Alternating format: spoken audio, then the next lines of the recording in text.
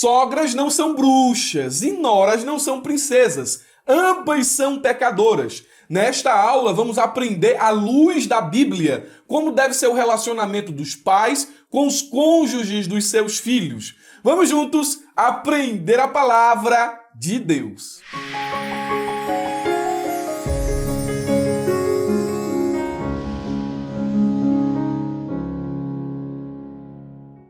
Queridos irmãos, quero cumprimentá-los com a paz do Senhor Jesus. É com muita alegria que agora iniciamos mais uma pré-aula da Escola Bíblica Dominical, onde comentaremos a revista de adultos, publicada pela CPAD. Eu sou o presbítero e professor Murilo Alencar e hoje o meu objetivo é fazer a exposição da lição de número 7, datada do dia 14 de maio de 2023, cujo título é O Relacionamento entre Nora e Sogra. A Bíblia também fala sobre este tipo de situação.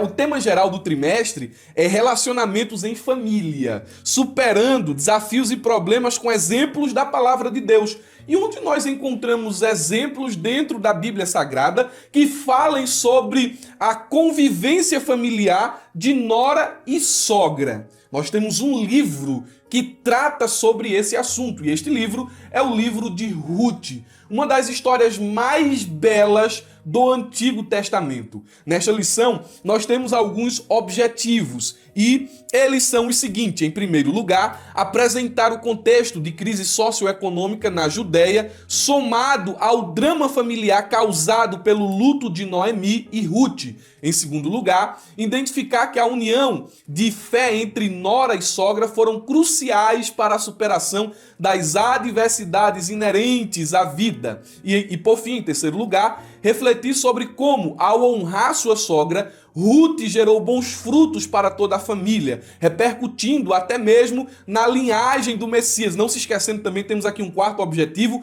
Geralmente tínhamos 3 e nesta temos 4. Por último aqui, agora sim, enfatizar as bênçãos de Deus a partir do relacionamento entre nora e sogra. Então nós temos esse bom desafio de mostrar como deve ser o relacionamento da nora com a sogra e da sogra com a nora à luz da palavra de Deus. Lógico que quando falamos sobre esse tipo de relacionamento, incluímos aí o genro e o sogro e o genro, tá bom? Então nós vamos ao nosso texto principal, que nos diz o seguinte: Disse, porém, Ruth, não me instes para que te deixe e me afaste de ti, porque aonde quer que tu fores, eu irei, e onde quer que pousares à noite, ali pousarei eu. O teu povo é o meu povo, o teu Deus é o meu Deus. Ruth, capítulo 1, versículo de número 16. Na NTLH, essa passagem está escrita assim: Porém, Ruth respondeu: Não me proíba de ir com a senhora, nem me peça para abandoná-la. Onde a senhora for, eu irei, e onde morar, eu também morarei. O seu povo será o meu povo, e o seu Deus será o meu Deus. Esse texto é muito significativo porque eu imprimi parte dele dentro da minha aliança de casamento. Geralmente o pessoal coloca o nome, da esposa e o nome do esposo na aliança. Na minha aliança está escrito assim: o teu povo é o meu povo. E na aliança de minha esposa está escrito a frase subsequente a esta: o teu Deus é o meu Deus. É um texto muito significativo que mostra todo o laço de afeto, de amor e carinho que Ruth tinha para com a sua sogra Noemi. Então, vamos aqui a um pequeno fluxograma que preparei sobre o nosso texto áudio. Está aí em tela. Esse fluxograma é baseado na versão NAA. E a primeira sentença do versículo diz: Porém, Ruth respondeu. O que é que vai acontecer aqui agora? Ruth, com suas palavras, vai revelar a grandeza de seu coração. E ela diz: Não insista para que eu a deixe, nem me obrigue a não segui-la. Aqui nós temos a determinação de Ruth em seguir Noemi. Ela está determinada a seguir a sua sogra. Em seguida ela diz: porque aonde quer que a senhora for, eu irei. Nós temos aí então a determinação de Ruth em não se distanciar de Noemi.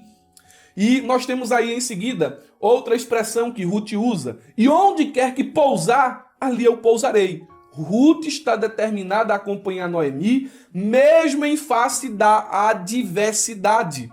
E, por fim, nós temos aí uma expressão magna deste versículo: seu povo é o meu povo, seu Deus é o meu Deus. E encontramos novamente aí a determinação de Ruth em servir o Deus de Noemi. A nossa verdade prática nos diz: a fé cristã exalta o amor familiar e, mais especificamente, o respeito e a honra entre nora e sogra, bem como genro e sogro. Então, preste atenção aqui nos princípios que devem reger o relacionamento entre os parentes, entre os familiares. E esses princípios são honra e respeito. Você deve respeitar o pai e a mãe da sua esposa. E de igual forma, a esposa deve respeitar o pai e a mãe de seu esposo. Dentro da boa convivência e do relacionamento salutar, estão lá os princípios da honra e do respeito. Nós vamos fazer a exposição dos pontos da lição, mas antes, me permita dizer a você que é aluno da ferramenta EBD, dar essa orientação que dou sempre toda a aula. Utilize os recursos que estão aí na plataforma da ferramenta. Estou pulando a leitura bíblica em classe, mas vocês têm um fluxograma aí e um esboço desta leitura, ok? E os irmãos, além de terem o esboço aqui e o fluxograma da leitura bíblica em classe, os irmãos aí dispõem de vários outros recursos. Então eu peço a vocês que utilizem eles. Se vocês são assinantes da ferramenta EBD, usem os recursos e saibam que logo estaremos subindo um novo curso na plataforma da ferramenta com o pastor Tiago Rosas e também um curso especial com o pastor Marcos Tedesco. Subiremos esses dois cursos ainda este ano, então fiquem atentos aí, porque vocês receberão esta atualização. Um curso é sobre as leis do ensino e o outro curso é sobre a pedagogia cristã ou a educação cristã no contexto da escola dominical. Serão bênçãos para vocês. Se você não é aluno da ferramenta e está me assistindo por meio do YouTube, não passe por esse vídeo sem deixar o seu like, sem se inscrever em nosso canal, sem ativar o sininho para receber as notificações e, mais importante que isso, sem conhecer a plataforma da ferramenta EBD. Se você quer ter aulas mais edificantes, se você quer ver seus alunos envolvidos na escola dominical todos os dias da semana, principalmente no domingo, ali eles ansiosos para participarem da aula, dentro da ferramenta EBD, você vai encontrar recursos, meios para atingir essa finalidade. E o link para conhecer a ferramenta está fixado aqui na descrição deste vídeo. Vai lá conferir, tenho certeza que a ferramenta EBD será bênção para você. A lição está dividida em 4 pontos. O primeiro deles, a crise econômica na terra da Judéia. O segundo, superando as crises existenciais. O terceiro, fé e trabalho numa nova perspectiva. E o quarto ponto, Ruth encontra o remidor da família. Eu não vou novamente seguir os pontos aqui propostos pelo comentarista da lição, seguirei pontos diferentes, no entanto, não fugirei do assunto. Eu penso que quando a gente trata de um título como esse aqui, o relacionamento entre nora e sogra, a gente precisa se concentrar no tema e não fugir dele. Minha perspectiva, eu penso que se a gente seguir aqui ponto a ponto, a gente vai devagar bastante e não vai expor o tema como ele deve ser exposto. Então o que é que a gente vai fazer? Vamos seguir aqui um itinerário diferente dentro do subsídio. E eu vou aqui, à medida em que percorrermos os pontos do subsídio, chamá-los nominalmente para você ir se situando. O subsídio é composto de considerações preliminares e 3 pontos. No primeiro ponto, a gente vai fazer ali um contexto do que aconteceu no livro de Ruth. No segundo ponto, a gente vai exaltar as características de Ruth. E no terceiro ponto, a gente vai discorrer mais propriamente, fechando a lição, falando sobre como deve ser o relacionamento entre sogra e nora e sogra, genro e sogro, sogro e genro, tá bom? Então vamos aqui começar, em primeiro lugar, com as considerações preliminares. E eu tenho aqui um pequeno texto de um comentário que li a respeito do livro de Ruth e achei-o bem interessante ao ponto de colocá-lo dentro do subsídio. O texto diz: Ruth é um pequeno livro da Bíblia, e é pequeno mesmo, são 4 capítulos, né? E ele diz aqui que esses 4 capítulos são absolutamente encantadores, e isso é verdade. A história de Ruth, ela é fenomenal. O livro é profundamente humano, pois registra uma história com características de realidade vivencial com as quais as pessoas logo se identificam. Dentro do livro de Ruth, nós encontraremos um drama familiar, uma família que enfrentou várias adversidades, várias tribulações, e a gente se identifica porque também no nosso dia a dia passamos por problemas assim. A vida não é um conto de fadas, a realidade muitas vezes é dura, muitas vezes é triste.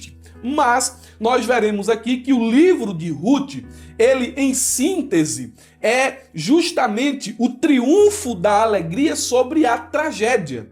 E contudo, em última análise, o livro de Ruth também nos ensina os modos de Deus agir na vida humana. Deus transforma as tragédias em bênção. Deus é soberano acima das circunstâncias. Dentro do subsídio você vai encontrar o texto completo. Mas vamos aqui logo contextualizar o livro de Ruth. Como a gente entende o contexto deste livro? Em que época ele foi escrito? Por quem ele foi escrito? Bem, por razões cronológicas, em nossa Bíblia, o livro de Ruth aparece logo na sequência do livro dos Juízes. E a história narrada no livro de Ruth, ela ocorreu no período dos Juízes, conforme Ruth, capítulo de número 1, versículo de número 1. Com respeito a aspectos históricos e teológicos, Ruth é importante por pelo menos 3 razões. Preste atenção. Primeiro, este livro diminui a decepção que é ampla, que a ampla maldade no livro de Juízes produziu. Você lê o livro de Juízes, você fica com um nó no estômago. E em seguida nós temos aí o livro de Ruth, né?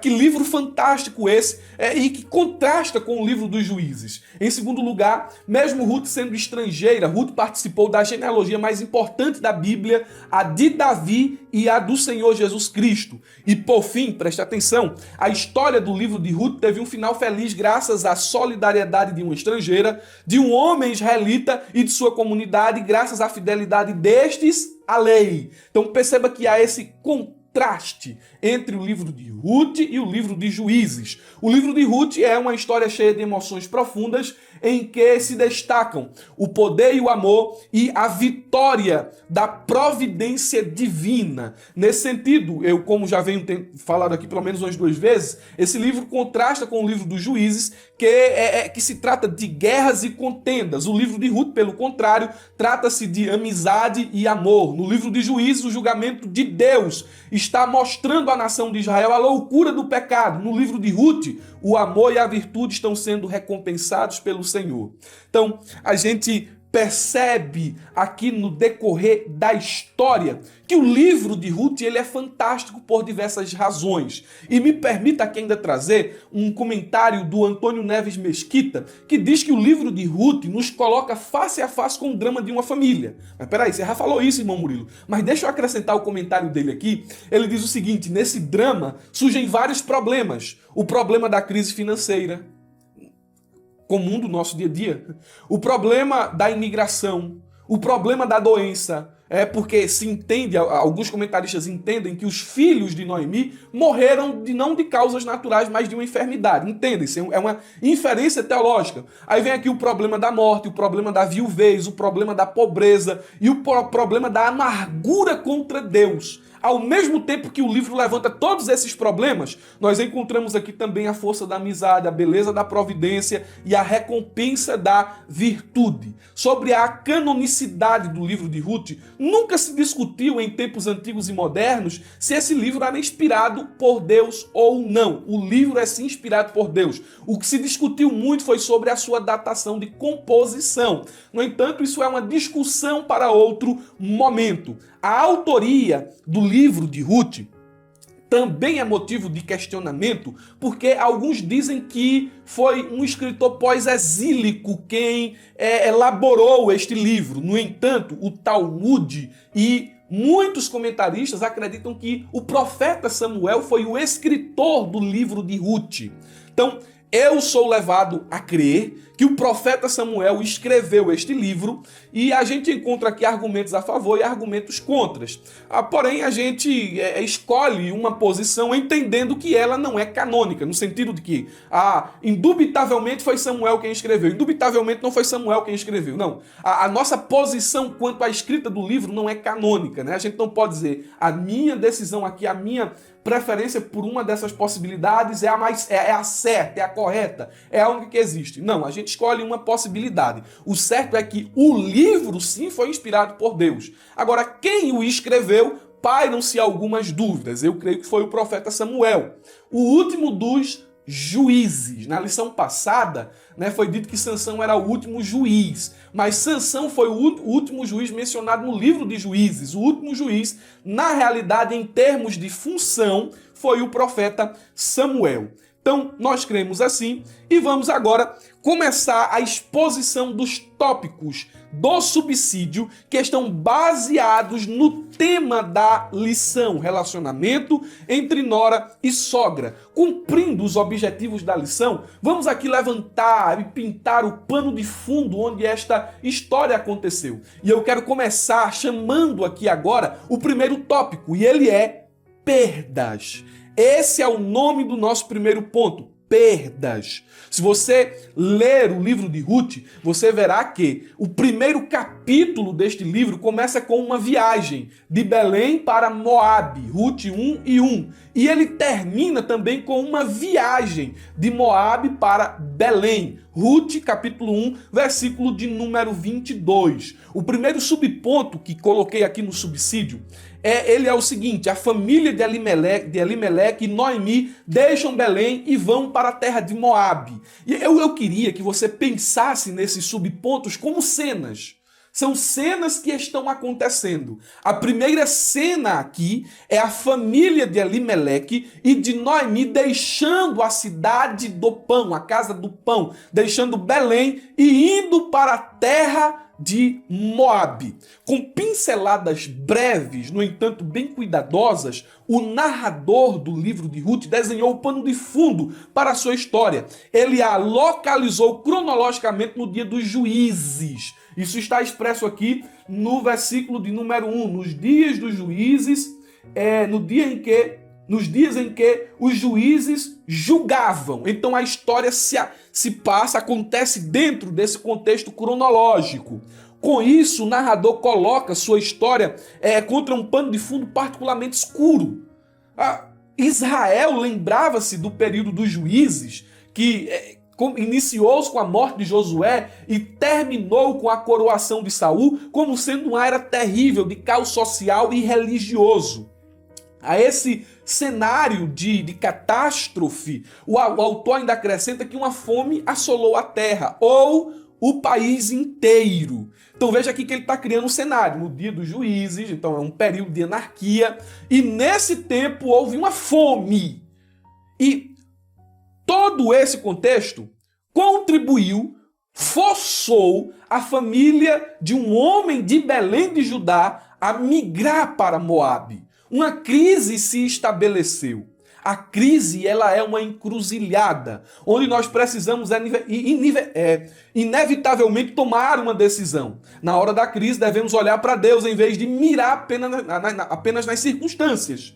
Quando somos encurralados pelas circunstâncias adversas, precisamos acreditar que Deus está acima delas.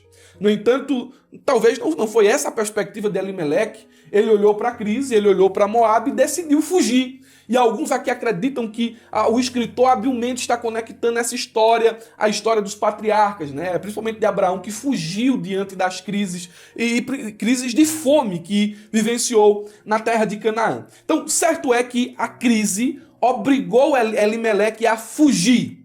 Aí nós temos aqui o segundo subponto e a segunda cena. A fuga para Moabe e o agigantamento da crise. O Warren Wiersbe, a respeito dessa passagem aqui, diz que quando os problemas surgem em nossa vida, nós podemos fazer uma destas três escolhas. Primeiro, suportá-los. Segundo, fugir deles. Ou, em terceiro lugar, usá-los a nosso favor. Elimeleque tomou a decisão errada quando decidiu fugir e deixar a terra. Essa foi a decisão de Elimeleque. A fuga de Belém para Moabe foi marcada por muitos desastres na família de Elimeleque. Buscar refúgio fora da vontade de Deus, talvez essa seja a lição que o texto aqui esteja querendo nos mostrar. Buscar um amparo, buscar um meio de sustento fora da presença de Deus, fora da vontade de Deus, é um consumado engano. É engano buscar abrigo fora da presença, fora da vontade. Eles foram para Moabe em busca de sobrevivência. E tudo o que encontraram lá foi mais provação. Quais foram os tipos de crise que a família de Elimeleque enfrentou em Moabe? Lá em Jerusalém, aliás, lá em Belém, eles estavam enfrentando a crise da escassez. Mas era melhor terem ficado lá. Logo Deus mudaria a sorte daquele país. Logo Deus mudaria a sorte do seu povo. Eles fugiram. E nesta fuga, na terra de Moabe, a crise se agigantou. Não era só mais a escassez. Eles enfrentaram lá em Moabe a morte. Elimeleque tombou em terra estrangeira, ele morreu e deixou sua família órfã em terra estranha. A dor do luto é mais aguda do que a dor da pobreza. Elimeleque morreu, passou-se alguns anos, Malom e Quilom casaram-se em Moabe e novamente a morte tornou a visitar a família de Noemi. Morreram-se os dois rapazes prematuramente e a Noemi, ela praticamente perdeu tudo. Ela perdeu sua terra, seu marido, seus filhos, seus sonhos. Agora ela estava velha, viúva, pobre, sem filhos e em terra estrangeira. Encontraram a morte em Moabe. Uma segunda provação que eles encontraram em Moabe foi a viuvez. Veja, Noemi, Ruth e Orfa, 3 mulheres ficaram viúvas, pobres, desamparadas e sem filhos. Aí vem aqui uma terceira crise. Agora essa crise se dá mais no âmbito da fé. Noemi, embora fosse uma mulher crente, fiel, que manteve a sua fé em terra estrangeira, mesmo lá em Moabe, ela não se misturou com os demais deuses, ela manteve a sua fé no Deus de Israel, ela desenvolveu, diante das tragédias que enfrentou, uma teologia errada a respeito de quem é Deus, a respeito de como Deus age e de como que Deus faz, se Deus é bom ou não. Ela teve uma perspectiva errada sobre a sua crença em Deus. Veja que ela disse o seguinte, ela afirmou em primeiro lugar, lá em 1:13 de Ruth, ela disse em alto e bom som que Deus descarregou sobre ela a sua mão, então a mão de Deus está contra mim. Depois ela diz em 1:20 que Deus lhe deu amargura. Em 1:21 ela diz que Deus a deixou pobre. Ainda em 1:21 ela diz que o Todo-Poderoso a afligiu. Ainda em 1:21, ela diz que Deus manifestou-se contra ela. Ela olhou para as tragédias da vida e disse: isso é a mão de Deus pesando sobre mim. Isso é uma ação de Deus contra mim. Deus não está a meu favor. Foi o pensamento que Noemi enfrentou diante das tragédias da vida. Ela nutriu esse pensamento, ela alimentou esse pensamento, ela desenvolveu esse pensamento e ela pensou: Deus não gosta de mim. Essa aqui é a nossa segunda cena. Aí vem a terceira cena, o retorno. Agora Noemi decide retornar para Belém. Aí nós encontramos o texto aí, 1:6, que diz: quando Noemi soube em Moabe que o Senhor viera em auxílio do seu povo, dando-lhe alimento, decidiu voltar com suas noras para a sua terra. Entre essa decisão e o retorno, nós temos mais uma cena, que é a despedida. Noemi, ciente de sua situação, decide dispensar suas noras da obrigação de acompanhá-la. E ela insiste, diz: olha, eu tô velha, não tenho condição de dar um novo casamento a vocês, porque eu não posso mais ter filhos. Ainda que eu me casasse agora, vocês não iam esperar a criança crescer, se desenvolver, se tornar adulta, para se casar com elas. Minhas filhas, voltem para o seu povo. Diante dessa insistência de Noemi, Orfa decide voltar. Mas aquilo que fez Orfa voltar, fez Ruth permanecer. Orfa queria ser esposa novamente. né? Deixa eu ver se eu estou citando o nome dela aqui certo, né? Ela quis ser esposa novamente, mas Ruth, isso mesmo, Orfa, mas Ruth queria ser filha, né? Porque Noemi chama as de filha, minhas filhas, voltem. Não, Orfa, eu quero ser esposa novamente. Ruth disse, eu me apeguei à senhora e quero continuar sendo filha. Esse é o tipo de relacionamento entre nora e sogra, né? Esse laço poderoso. E diante dessa insistência, né, Ruth ela faz uma bela afirmação de fidelidade, de determinação, de compromisso, de amor. Ruth quer compartilhar o futuro com sua sogra, sua viagem, seu lar, sua fé. E ela faz uma promessa de fidelidade sincera para toda a vida. Veja, vamos destacar aqui em pontos a afirmação de Ruth em 1:14, 15 e 16. Primeiro, nós entendemos aqui que esse relacionamento entre nora e sogra, ele é marcado pelo amor, que é mais importante do que as coisas. Não era um relacionamento interesseiro, porque Noemi não tinha nada para oferecer a Ruth. Mas Ruth mesmo assim disse, eu vou acompanhar a senhora, mas eu não tenho um filho, mas eu vou com a senhora. Porque o relacionamento fundamentado em amor não é interesseiro. Em segundo lugar, esse relacionamento é marcado pelo amor. E o amor não desiste diante das dificuldades. Ruth era pobre, Noemi era pobre também. Qual o futuro dessas mulheres? Mas mesmo diante das dificuldades, Ruth disse, não me obrigue a te deixar. Não me obrigue a se afastar, eu vou com a senhora. Em terceiro lugar, esse relacionamento é marcado pelo amor, e o amor está disposto a fazer novas caminhadas, porque aonde quer que fores, eu irei. E onde quer que pousares, ali pousarei. O amor não faz exigências.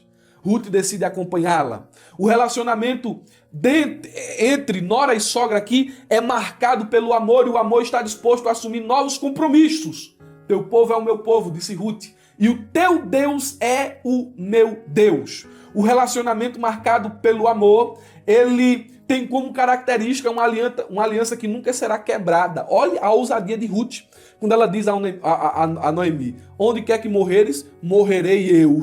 E aí serei sepultada. Só a morte, Noemi, pode me afastar de ti.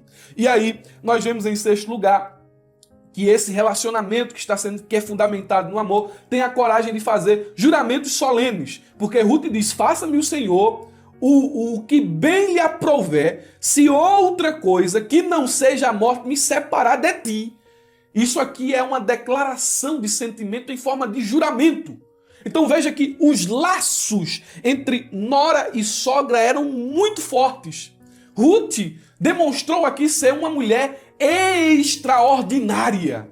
E isso nos leva ao segundo ponto do nosso subsídio. E o segundo ponto é a grandeza do testemunho de Ruth. Isso mesmo, a grandeza do testemunho de Ruth. Elas retornaram para Belém. E quando chegaram na cidade, a cidade se compadeceu da tragédia de Noemi e chamavam ela de Noemi. Noemi dizendo, não me chamem mais de Noemi, me chamem de Mara. Eu estou amargurada na alma. Mas a presença de Ruth na vida da mulher amargurada trouxe doçura. A presença de Ruth na vida desta mulher triste trouxe alegria. Olha só o que é ter uma boa companhia. E essa benevolência de Ruth para com Noemi se tornou conhecida de toda a cidade. A fama de Ruth precedeu a sua chegada. Ruth capítulo 2, versículo 11 e 12 diz, Boaz respondeu, contaram-me tudo o que você tem feito por sua sogra, depois que você perdeu seu marido, como deixou seu pai, sua mãe, sua terra natal, para viver com um povo que você não conhecia bem. O Senhor lhe retribua o que você tem feito, que seja ricamente recompensada pelo Senhor, o Deus de Israel, sob cujas asas você veio buscar refúgio, mulher. Sabemos o sacrifício que você fez para acompanhar sua sogra. Meu Deus. Ruth 3:11, a Bíblia diz, agora minha filha, não tenha medo, farei por você tudo o que me pedir. São palavras de Boaz a Ruth. Aí ele diz assim, todos os meus concidadãos sabem que você é mulher virtuosa. Todo mundo sabe, Ruth, que você é uma mulher direita, é o que diz a NTLH. Já pensou, irmão? a grandeza do testemunho dessa mulher, aí eu quero aqui levantar alguns pontos que exaltam a grandeza do caráter de Ruth. Primeiro, Ruth era uma mulher que tinha iniciativa. Ruth 2:2. Ela demonstrou disposição de trabalhar e buscar o seu sustento e o sustento da sua sogra. Ela não ficou de braços cruzados. Ela não esperou um milagre acontecer, não, ela se moveu, ela se mexeu na direção do trabalho. E o Ricardo Goldin, em seu comentário sobre o livro de Ruth, ele diz o seguinte: para vencer na vida não é necessário derrotar o inevitável. O que eu posso evitar? Tragédias acontecem, situações acontecem, o que eu posso fazer com isso? Nada. Mas o Ricardo Goldin disse o seguinte: basta não permitir que o inevitável derrote. Assim, Ruth tomou a iniciativa, crendo que as forças inevitáveis da vida não a sufocariam. Suas ações espontâneas é o princípio da mudança de sua sorte. Ela não ficou se lamentando. Ela fez algo a respeito. Ela foi trabalhar. Em segundo lugar, Ruth é uma mulher que não tem medo de correr riscos. Em 2:12, diz que ela foi para a seara colher espigas. E isso, no tempo dos juízes, era um trabalho perigoso.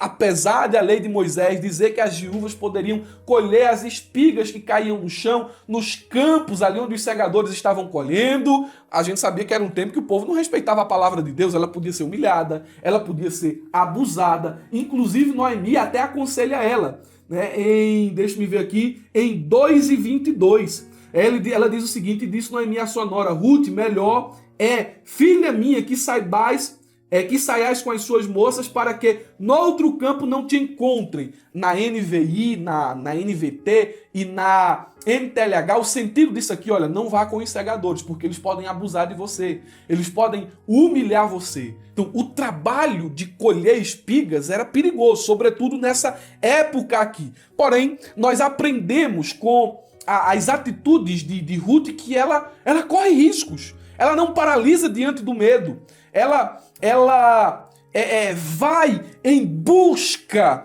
de uma vida melhor, ela não foge dos problemas.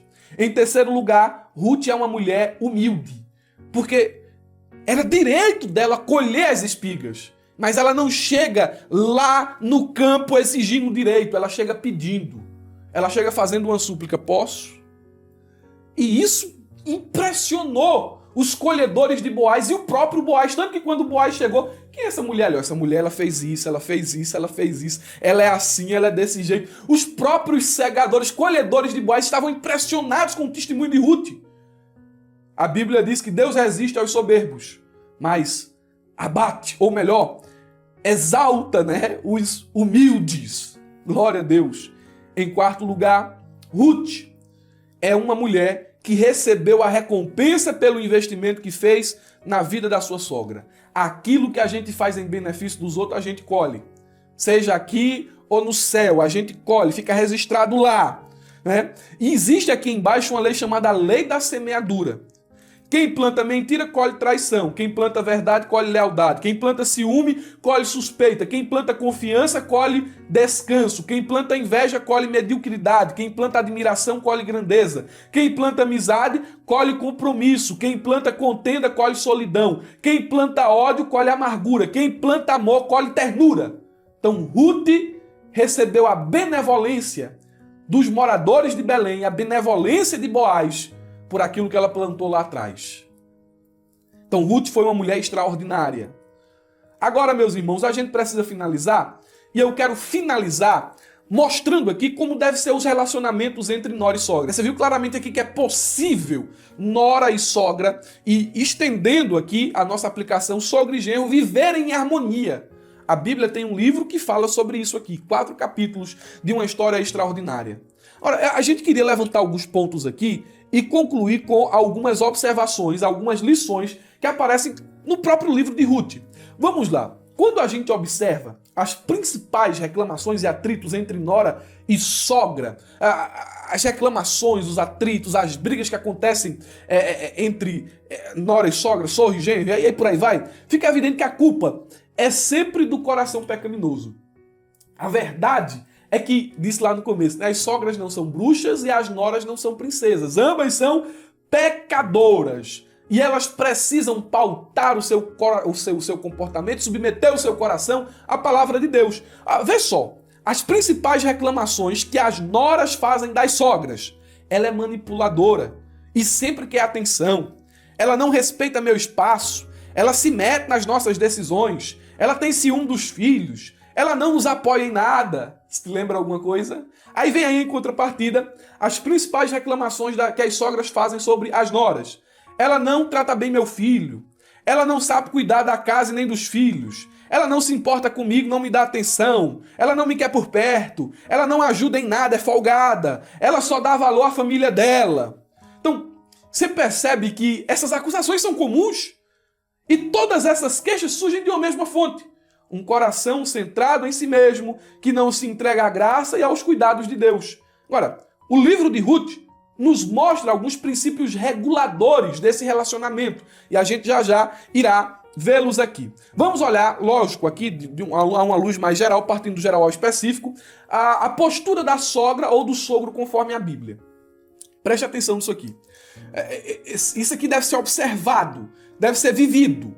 Primeiro, a sogra ou o sogro devem respeitar limites. Embora sejam pai e mãe, os filhos, ou o filho ou a filha, agora tem um cônjuge. A Bíblia diz em 1:24 de Gênesis: por isso deixará o homem pai e mãe e se unirá à sua mulher e tornarão os dois uma só carne. Se o homem deixa pai e mãe, automaticamente a mulher também deixa. Então os pais devem tomar muito cuidado para não serem palpiteiros e inconvenientes no relacionamento dos filhos casados. Porque filho solteiro que está em casa, pai tem que realmente dar palpite, orientar, né? Corrigir. Mas filho casado, principalmente no relacionamento com a sua mulher, pai tem que ter muito cuidado com os palpites que dá, né? É interessante observar, ainda eu pontuei aqui, que marido e mulher não podem morar na casa dos pais, pois abre espaço para que eles deem palpite. Só em um último caso, extrema necessidade. Mas não faça isso, porque seu relacionamento vai ser abalado. Ninguém consegue, aqui em segundo lugar, caminhar com uma nova família presa à antiga. É preciso se desligar. Se os filhos casados ficam dependentes dos pais, abrem portas para a intromissão deles. Nunca deixe de honrar pai e mãe, mas nunca permita intromissões. Isso aqui é um princípio da boa convivência. Em segundo lugar, aqui agora sim, a sogra ou sogro devem tomar muito cuidado para não semear contenda no relacionamento dos filhos casados. Cuidado para não estar falando mal da comida da nora. Eu cozinho melhor. Cuidado para não querer competir com a nora. Cuidado para não ficar encurralando o filho, para que ele tenha que estar escolhendo entre o cônjuge e os pais. Como é que deve ser uma sogra? Conforme a palavra de Deus, né? Conforme a boa convivência. Primeiro, né? A sogra ou o sogro precisa saber que a história se repete. Você precisa se lembrar que assim como você casou com o filho de alguém um dia, alguém vai se casar com o seu filho. Nunca se esqueça que você já foi nora, que você já foi genro. Então, segundo lugar, vença o ciúme. O ciúme é um sentimento que ressalta a rivalidade e nora não é rival. Ela não disputa o amor de seu filho, já que ela tem o amor dele de forma diferente. Você tem o amor de mãe, ela vai ter o amor de mulher, de esposa. Então, precisa ter ciúme. Em terceiro lugar, não provoque. Você quer ser uma boa sogra? Não provoque. Não se sinta no direito de participar de tudo, pois você não está mais na casa de seu filho, porque a casa também é dela, da esposa dele. Então fica terminantemente proibido criticar a nora na frente dos filhos, ou do filho. Quarto, netos não são filhos. Neto é neto, filhos é filhos. Porque tem sogra que quer tomar a autoridade da mãe. E isso gera contenda. Jamais faça isso. A autoridade é dela, você é vó, né? Então são alguns princípios que devem reger o bom relacionamento entre nora e sogra. Agora aqui, vamos lá. A postura da nora ou do genro segundo as Escrituras. Primeiro aqui, trate sua sogra, seu sogro com respeito. Não entre, né, nesse relacionamento com o sentimento de competição. Porque quando a gente entra nesse relacionamento com nora e sogra com sentimento de competição, a gente transforma pequenos problemas em grandes desastres. Então respeite, procure o caminho da honra. Em segundo lugar, agora eu vou começar a citar os princípios bíblicos aqui do livro de Ruth. Em segundo lugar, reconheça que a sogra é parte da família e a trate com carinho e consideração como Ruth fez com Noemi. Capítulo 1, versículo 16 e 17. Vamos lá, em terceiro lugar. Ouça os conselhos e as experiências da sua sogra com humildade e gratidão, sem desprezá-la, como Ruth fez com Noemi. Ruth 3 e 5. Quarto, respeite as diferenças culturais, de personalidade e de opinião. Respeite. Sua sogra tem uma opinião, você tem outra, e as duas devem respeitar umas às outras, sem impor a sua vontade ou criticar, né? Como Ruth fez com Noemi. 2, 11 e 12. Quinto, apoie e cuide da sua sogra nas dificuldades e nas necessidades sem abandoná-la ou explorá-la, como Ruth fez com Noemi. 2, 18 a 23. E por fim, honre a sogra diante do marido, dos filhos, que são os netos, né? E dos outros, sem falar mal dela, como Ruth fez com Noemi. Vê lá, né, o final do livro, quando diz lá em 4, 13 a 17, né, você vê o que aconteceu ali com Noemi. Ela se deleitou no nascimento do filho de Ruth, ela se realizou com a realização de Ruth, ela se alegrou com a bênção de Ruth. Então, dentro do seu lar, não precisa haver essa guerra. Dentro do seu lar não precisa haver competição. Preste atenção, o teu relacionamento com os teus parentes deve ser um modelo para os ímpios. Os teus relacionamentos familiares devem glorificar a Deus. A sogra pode viver em harmonia com a nora. O sogro pode viver bem com seu genro. Então, meus irmãos, são alguns princípios que nós levantamos aqui, tendo como pano de fundo a história de Ruth e Noemi. Eu agradeço a atenção de vocês, desejo a todos um ótimo final de semana e uma ótima aula de escola bíblica dominical. Não se esqueça, abra a jaula.